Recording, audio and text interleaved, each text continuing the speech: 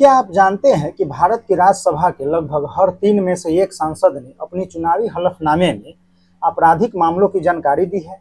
क्या इसका मतलब ये है कि वे सभी दोषी हैं? बिल्कुल नहीं। तो फिर ये इस रिपोर्ट का असली मतलब क्या है? आइए आसान भाषा में समझते हैं।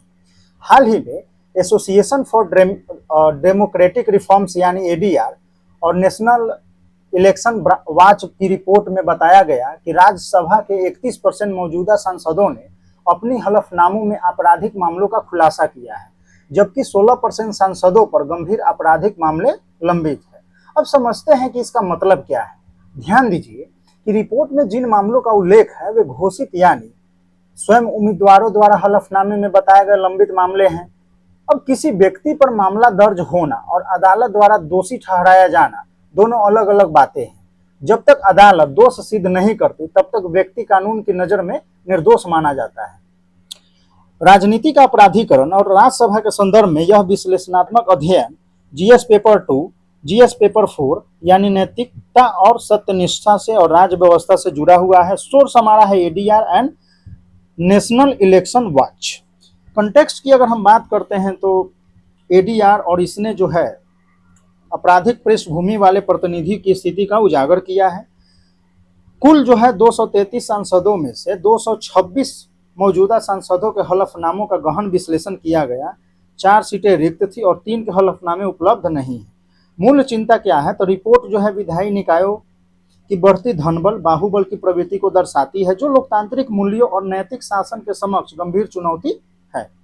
अगर हम क्रिमिनलाइजेशन की अगर हम बात करते हैं, अपराधीकरण के मुख्य निष्कर्ष और आंकड़े की, तो देखिए सदन के भीतर जो आपराधिक मामले हैं वो विश्लेषण किए गए सांसदों में से 31% यानी 226 में से 70 सांसद ने अपने ऊपर आपराधिक मामलों की घोषणा की है।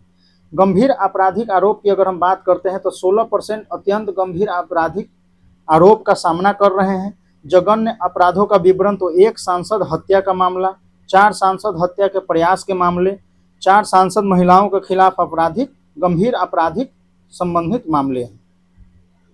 वहीं अगर हम पार्टी वाइज डिस्ट्रीब्यूशन इसका देखते हैं तो देखिए समाजवादी पार्टी में कितना 50%, कांग्रेस में 41%, डीएमके में 25%, भारतीय जनता पार्टी 26%, टीएमसी 22%।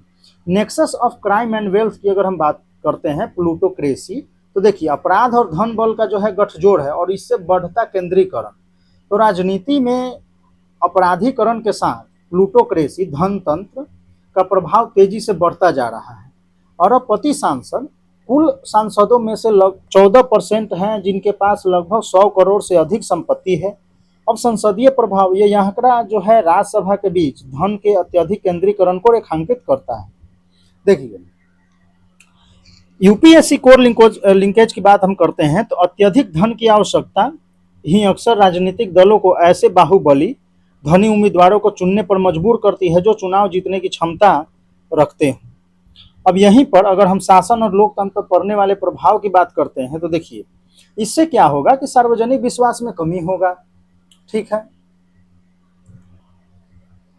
और आप ये बोल सकते हैं कि नैतिक शासन का ह्रास होगा, संस्थानों का पे संकट के साख पे संकट होगा। तो देखिए कानून बनाने वाले निकायों में ही यदि कानून तोड़ने वाले बैठेंगे तो लोकतांत्रिक संस्थाओं की जो विश्वसनीयता है वो धूमिल हो जाएगी।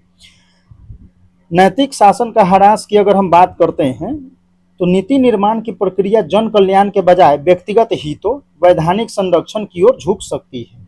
यानी इलेक्शन से पहले अगर मंत्री के पास अगर 1 करोड़ रुपए है तो 5 साल में वो क्या करेगा, 5 साल में लगभग वो 100 करोड़ कमा लेगा, ठीक है, ये इतना आराम से।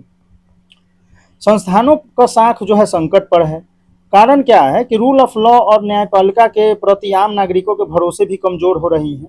अब देखिए संस्थानों पे यही करप्ट जो है मंत्रियों का वर्चस्व रहेगा तो उनके प्रेशर में, उनके दबाव में आकर जो है अधिकारी भी काम सही से नहीं करेंगे और संस्थानों का जो साख है वो संकट पे रहना ही है। करप्शन बढ़ेगा, सब चीज तो मिली भगत से जो है चीजें चलेंगी।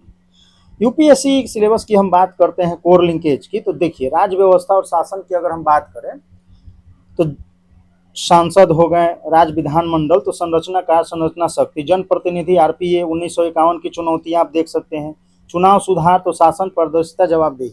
वहीं अगर नैतिकता की हम बात करते हैं तो सार्वजनिक जीवन में नैतिकता, ठीक है, शासन व्यवस्था, सत्यनिष्ठा और ईमानदारी, नैतिक नेतृत्व और जन विश्वास की बहाली। अब देखिए, न्यायिक सक्रियता और विधिक ढांचा की अगर हम बात करते हैं तो सर्वोच्च न्यायालय ने राजनीतिक अपराधीकरण को रोकने के लिए कई ऐतिहासिक निर्णय दिए थे।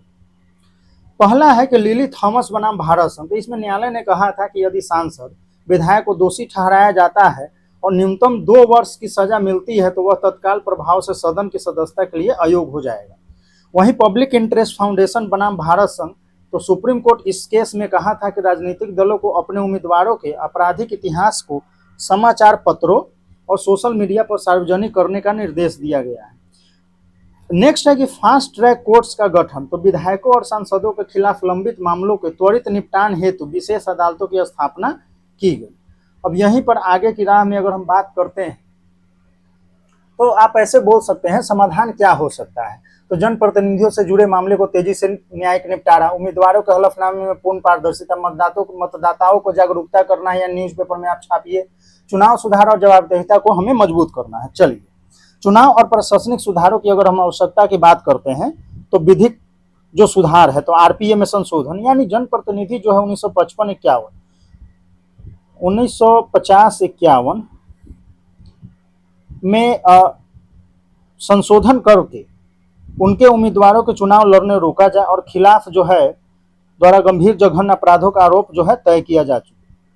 त्वरित अगर देखा जाए तो जनप्रतिनिधियों की खिलाफ जो आपराधिक मामले पर निपटारा एक निश्चित समय सीमा के भीतर 1 वर्ष के भीतर जो है सुनिश्चित करना कड़े कदम उठाने होंगे।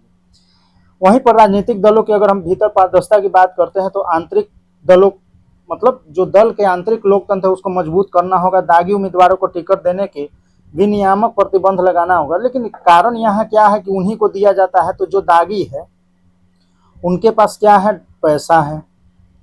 अब उनके पास है पैसा है और चुनाव में लगेगा धन बल, तो उसको खर्च करने के लिए पार्टी जो है ऐसे ही जो है कैंडिडेट के पास जाती है जिनके पास पैसा है। कारण क्या है कि जो सत्ता में बैठा हुआ है वो भी धन बल जो है पानी की तरफ बहाता है, तो इसको भी चाहिए। तो इस वजह से भी जो है और अन्य पार्टियां, विपक्षी पार्टियां हैं, वो धन की ओर मूव करती है, देखती है।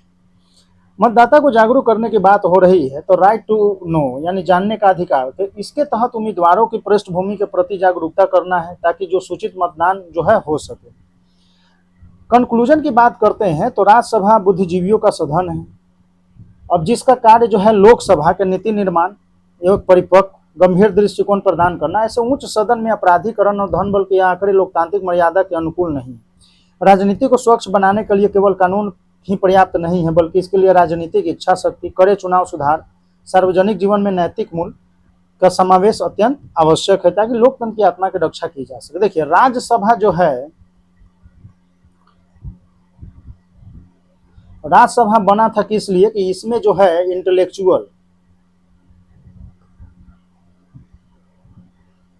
इंटेलेक्चुअल पर्सन जो है आए,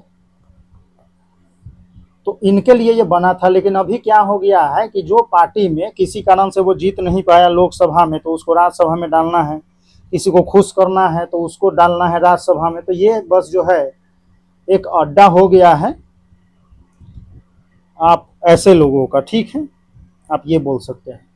तो इसलिए यह रिपोर्ट जो है किसी व्यक्ति को दोषी घोषित नहीं करती, बल्कि राजनीति में लंबित आपराधिक मामलों की स्थिति को सामने लाती है। लोकतंत्र को मजबूत बनाने के लिए जरूरी है कि न्यायिक प्रक्रिया तेजी हो, पारदर्शिता बढ़े, मतदाता जो है पूरी जानकारी के आधार पर अपने प्रतिनिधियों का चयन करे। ये सब तो बिल्कुल सही है, होना ही चाहिए। लेकिन मतदाता जहां डायरेक्ट कनेक्शन में कनेक्ट रहता है, वहां पे जो है अकाउंट में आप और सब्सिडी और काफी कुछ जो है आप जो है चुनाव में प्रचार प्रसार करके पैसे खर्च करके लोक लुभावन वादे इन सब पे जो है जनता को आप क्या करते हैं, अब उसको मैनिपुलेट करते हैं, उसका ब्रेन वॉश करते हैं इलेक्शन तक। बाकी जनता अपने घर तो ये सब चीज़ें हैं ही। यूपीएससी मेंस प्रैक्टिस क्वेश्चन के लिए आप ये क्वेश्चन कर सकते हैं। इलेक्शन जो है इम्पोर्टेंट है। इलेक्शन इसलिए भी इम्पोर्टेंट है कि इससे जो है मेंस में वो जो है पीसीएस हो या यूपीएससी हो, ठीक है, चुनाव में मतदान हो गया, चुनाव हो गया, चुनावी सुधार हो गया, इन पे जो है क्वेश्चन हमेशा बनते ही हैं। और एडीआर का रिपोर्ट आया है तो इसको ध्यान में हमेशा हमें रखना होगा, ठीक है।